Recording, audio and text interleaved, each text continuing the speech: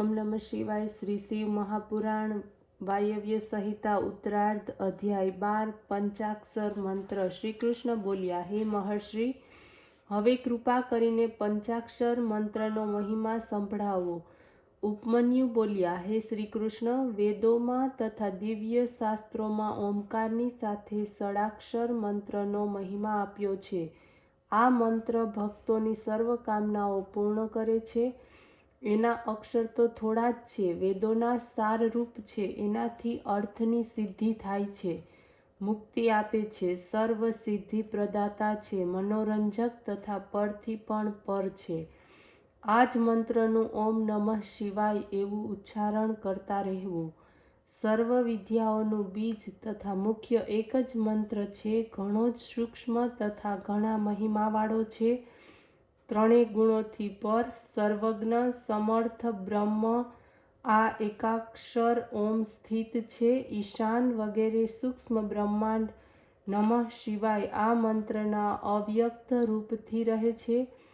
सदाशिवना वाच्य वाचक भावथी सदैव मंत्रमा रहे छे। एमां शिव तो वाच्य छे अने वाचक मंत्र छे, त्यारे तो सदाशिव आ मंत्र द्वारा संसारथी मुक्त करनार छे। ओम नमः शिवाय आ मंत्र पर विश्वास होवो आवश्यक छे।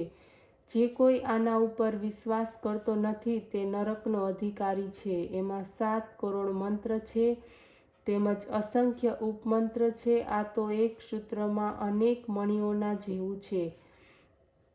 संपूर्ण शिवનું જ્ઞાન તથા સર્વ વિદ્યાઓનું તત્વ આ ષડાક્ષર મંત્રમાં ભાષ્યરૂપ છે।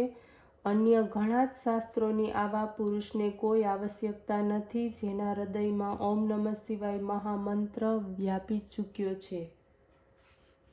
અધ્યાય 13 કલિનાશક મંત્ર। શ્રી પાર્વતી બોલ્યા, હે પ્રાણનાથ, કળિયુગ નિરંતર વ્યક્તિને સંસારમાં નાખે છે।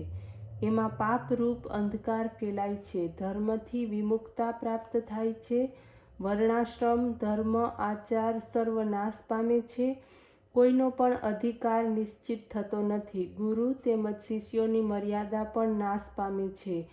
આમ થાય ત્યારે ભક્તોની શું ગતિ થાય છે, તેઓ કેવી રીતે મુક્ત થાય છે? ભગવાન શંકર બોલ્યા, હે દેવી સાંભળો, કળિયુગમાં તો કેવળ મારો પંચાક્ષર મંત્ર જ પર્યાપ્ત છે। એના દ્વારા ભક્તિ કરનારને મુક્તિની પ્રાપ્તિ થાય છે।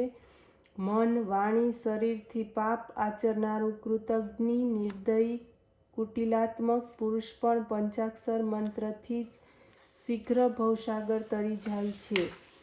હે કલ્યાણી, અનેક વાર હું આ વાતને કહી ચૂક્યો છું। પતિતમાં પતિત પણ મારો ભક્ત આ પંચાક્ષરી વિદ્યા દ્વારા મુક્તિ પ્રાપ્ત થાય છે।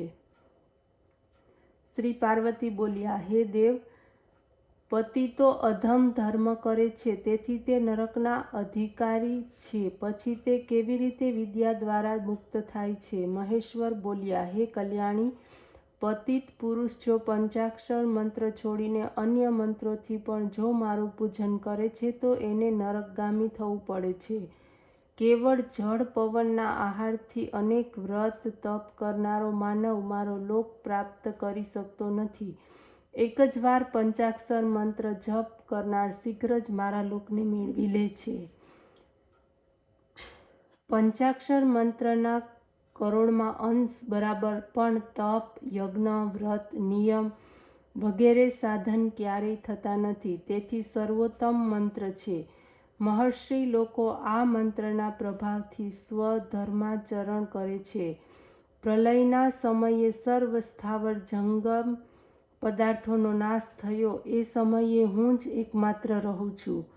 ત્યારે વેદ શાસ્ત્રોના સર્વ પંચાક્ષર મંત્રમાં લીન થઈ જાય છે, તેથી તો નાશ પામતા નથી। એ પછી પ્રકૃતિ પુરુષ ભેદથી ફરીથી મારા દ્વારા સૃષ્ટિ ચાલી। એ સમયે માયાની સાથે ભગવાન નારાયણ ક્ષીરસાગરમાં શયન કરવા લાગ્યા। ત્યારે તેમના નાભી કમળમાંથી પંચમુખી બ્રહ્માની ઉત્પત્તિ થઈ। બ્રહ્માજી વિચાર સૃષ્ટિની ઉત્પત્તિને માટે નિસહાય હતા।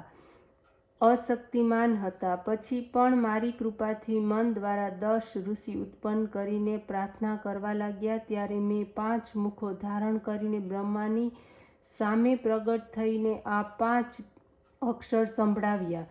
બ્રહ્માએ પણ પોતાના 5 મુખો દ્વારા એને ગ્રહણ કરી લીધા. સ્વયં આ મંત્ર રત્નને પ્રાપ્ત કરીને મારા આરાધનને માટે મેરુ શિખર ઉપર પહોંચ્યા. ત્યાં મેરુ નામના પર્વત ઉપર જગતના નિર્માણને માટે દિવ્ય 1000 વર્ષ પર્યંત વાયુ આહાર કરીને તપ કરવા લાગ્યા. ત્યારે મેં બ્રહ્માની તપસ્યાથી પ્રસન્ન થઈને દર્શન આપ્યા.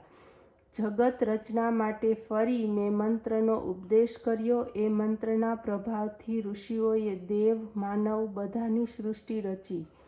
આવો આ પંચાક્ષર મંત્રનો પ્રભાવ છે. એનું સ્વરૂપ સાંભળો. પ્રથમ નમઃ, અંતમાં શિવાય. આ પ્રકારે ઉચ્ચારણ કરવું. નમઃ શિવાય. આ પંચાક્ષર મંત્ર મહામહિમાવાન છે. વેદોથી પણ ઉત્તમ સર્વ જગતના બીજરૂપ છે. આ વિદ્યા પ્રથમ મારા મુખ દ્વારા પ્રગટ થઈ છે. મારી વાચિક છે. એની આકૃતિ આ પ્રકારે છે. સોના જેવો તો એનો વર્ણ છે. 4 ભુજા છે, 3 નેત્ર છે. આ સ્વરૂપથી કોઈ સાધારણ શક્તિ નથી. બીજોમાં આ મંત્રનું બીજ છે. વામદેવ તો તેના ઋષિ છે. પંક્તિ સંદ છે. હે પ્રિયા, હું જ શિવ એનો દેવતા છે. હે કલ્યાણી, મારામાં ચિત્ત લગાડી ક્રમ અથવા આ ક્રમ એને જપનાર મને પરમ પ્રિય છે. કલયુગમાં આ મંત્ર તારનાર છે. એને માટે સર્વ નિયમો શાસ્ત્રોમાં વર્ણવવામાં આવ્યા છે. હવે હું મંત્ર ગ્રહણ કરવાનો પ્રકાર તમને સંભળાવું છું. એના વગરનો જપ વ્યર્થ છે. ઓમ નમઃ શિવાય.